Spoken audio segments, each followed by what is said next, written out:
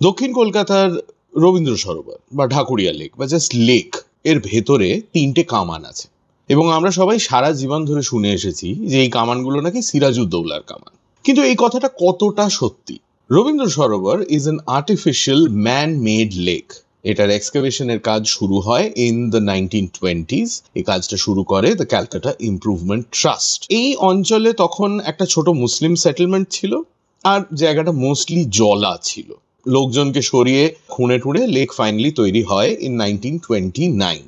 এই খোঁড়াখুঁড়ির সময় এই 3টে কামান বেরোয়, আর তখন থেকে কামানগুলো লেকেই ডিসপ্লে করা রয়েছে। একটা সিমেন্টে বাঁধানো বেদির ওপর কামানগুলো এই মুহূর্তে বসানো রয়েছে। কিন্তু এই কামানগুলো কি সত্যি সত্যি সিরাজউদ্দৌলার? আপনি লজিক্যালি ভেবে দেখুন। সিরাজউদ্দৌলা কলকাতায় আসেন 1756 সালে, যখন উনি ইংলিশ ইস্ট ইন্ডিয়া কোম্পানির ওপর আক্রমণ করেন। তার আর্মি প্রথম কলকাতায় ঢোকার চেষ্টা করে আজকের শ্যামবাজার পাঁচমাথার মোড় যেখানে, মোটামুটি সেখান থেকে যখন তারা ঢুকতে পারে না, তারা ঘুরে চলে যায় আজ যেখানে শিয়ালদা স্টেশন সেখান থেকে আজকের বিবি গাঙ্গুলি স্ট্রিটের লাইন ধরে তারা একেবারে সোজা এগোয় ডালহাউসি স্কোয়ারের দিকে, এবং সেইখানে হয় তাদের যুদ্ধ। এবার ডালহাউসি স্কোয়ার থেকে আমি যদি সোজা একটা লাইন টানি লেক পর্যন্ত, সেই লাইনটাই হবে 6 কিলোমিটারের বেশি।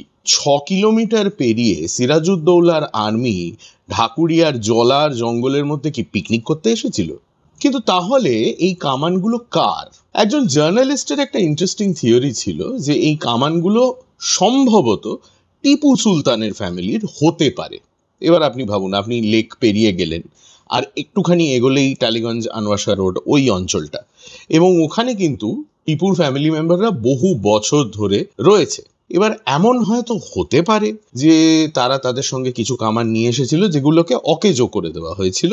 সেই সময়কার এই ধরনের ফ্যামিলির মধ্যে বাড়ির সামনে এই ধরনের কামান সাজিয়ে রাখার একটা রেওয়াজ ছিল।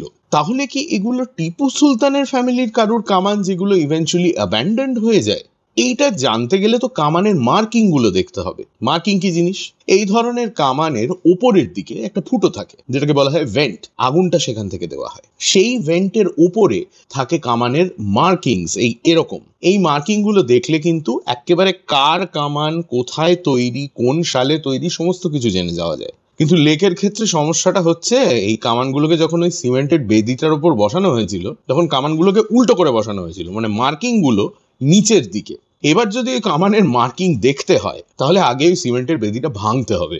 কলকাতার ইতিহাসের ব্যাপারে এরম আরো অনেক তথ্য জানতে ইনস্টাগ্রামে ফলো করুন আর ইউটিউবে সাবস্ক্রাইব করুন টু হাফ প্যান্ট হিস্ট্রি।